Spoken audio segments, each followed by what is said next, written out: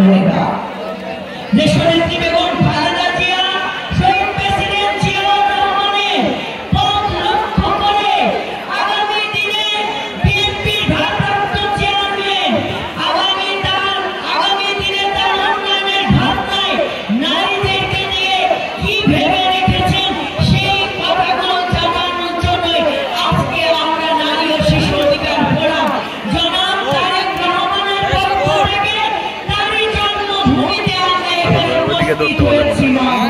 ওদিকে ধরতে বলে তিনি এরকম আরো কঠিন ব্যবস্থা তিনি বাস্তবায়ন করবেন। মা বোনেরা, আমার হিন্দু সম্প্রদায়ের অনেক মা বোনদেরকে এখানে দেখছি, অনেকে আছেন, আমি আপনাদেরকে বলছি জনাব তারেক রহমান বলেছে আপনারা কখনো নিজেদেরকে সংখ্যালঘু ভাববেন না।